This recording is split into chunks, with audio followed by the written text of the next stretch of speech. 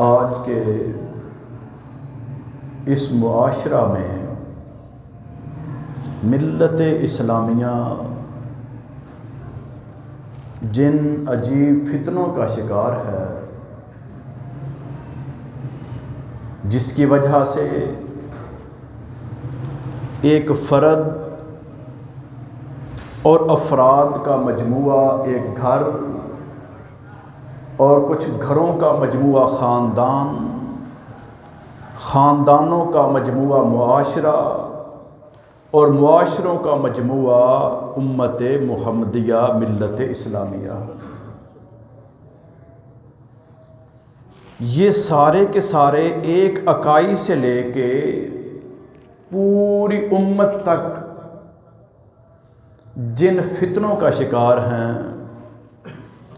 اور وہ وجوہات جن کی وجہ سے یہ ان بیلنس ہیں، ڈسٹرب ہیں، پریشان ہیں، مایوس ہیں، بد دل ہیں اور عجیب و غریب قسم کی بیماریوں میں، روحانی ٹینشن میں وہ جکڑے ہوئے ہیں، حتیٰ کہ جس کی وجہ سے گھروں کے گھر برباد ہو رہے ہیں، علاقوں کے علاقے تباہ ہو رہے ہیں،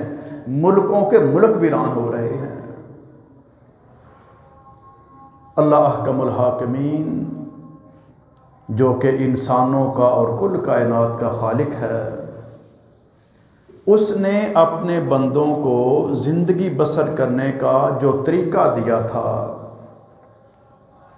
جتنا زیادہ اس طریقے سے یہ لوگ دور ہوتے چلے گئے، اتنا ہی زیادہ یہ فتنوں کا، مصیبتوں، آزمائشوں کا شکار ہوتے چلے گئے۔ اب جو فرد، جو گھر، جو خاندان، جو معاشرہ ان مشکلات سے بچنا چاہتا ہے، سکون اور اطمینان حاصل کرنا چاہتا ہے، کامیابی و کامرانی کو چاہتا ہے اور آخرت کے اندر وہ جنت کا مالک و وارث بننا چاہتا ہے، تو اس کے لیے ضروری ہے کہ اللہ رب العالمین کی انہی ہدایات پر عمل کر کے زندگی بسر کر لے۔ اللہ احکم الحاکمین کا قرآن، اس کا ایک ایک حرف وہ بے مثال ہے اور ان حروف کا مجموعہ الفاظ اور الفاظ کا مجموعہ آیات اور آیات کا مجموعہ سورتیں اور پارے اور پورا قرآن اول تا آخر ہماری رہنمائی ہی رہنمائی ہے۔ اللہ احکم الحاکمین کے قرآن میں سے جو آیات آپ کے سامنے تلاوت کی ہیں، سب سے پہلی آیت کریمہ میں اللہ رب العالمین ایک حکم دے رہے ہیں، فرمایا وَلَا تَقْرَبُوا مَالَ الْيَتِيمِ إِلَّا بِالَّتِي هِيَ أَحْسَنُ حَتَّى يَبْلُغَ أَشُدَّهُ، اور یتیم کے مال کے قریب نہیں جانا مگر اس طریقے سے جو سب سے اچھا ہو، اور اس وقت تک جب تک کہ وہ جوان نہیں ہو جاتا، بالغ نہیں ہو جاتا، اپنے قدموں پہ کھڑا نہیں ہو جاتا، معاشرے کی اچھائی اور برائی کو نہیں سمجھ لیتا، نقصان اور فائدہ اس پہ واضح نہیں ہو جاتا، اپنے اچھے اور برے کی وہ تمیز نہیں کر لیتا، اس وقت تک تم نے اس کی پرورش کرنی ہے، نگرانی کرنی ہے، تربیت کرنی ہے، لیکن اس کے مال کو جو اس کو وراثت میں ملا، اس کے باپ کا جو مال ہے، اس کو ناحق کھانا نہیں ہے۔ اگر وسائل اچھے ہیں، حالات اچھے ہیں، کاروبار اچھا ہے، تو اپنے پیسوں میں سے اس کی تربیت اور پرورش کی جائے، یہ صدقہ ہے، اس پر احسان ہے۔